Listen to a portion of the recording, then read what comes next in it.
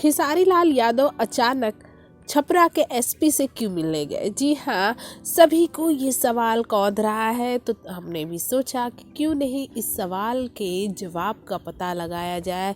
तो इससे पता चला कि खेसारी लाल यादव इन दिनों बिहार में ही हैं, अपने 2 गानों की शूटिंग कर रहे हैं। आपको तो पता ही होगा, वो गाना है अहिरान और लहंगा लखनऊ 2। अब ऐसे में जब वो छपरा की तरफ आ रहे थे तो उन्होंने सोचा कि एसपी से मुलाकात की जाए और उन्हें नए साल की शुभकामनाएं दी जाए।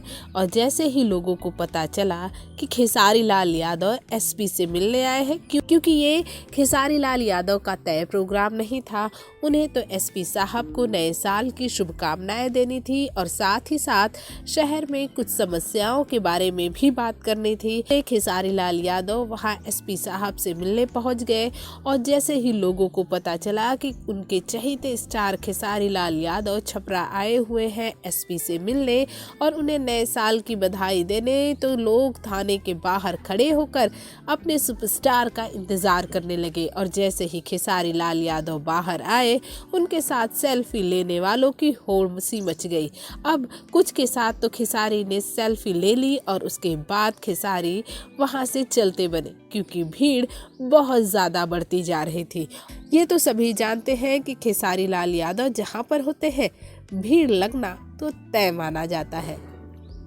भोजपुरी जगत की हॉट और मसालेदार गॉसिप के लिए हमें सब्सक्राइब करना बिल्कुल न भूलिए।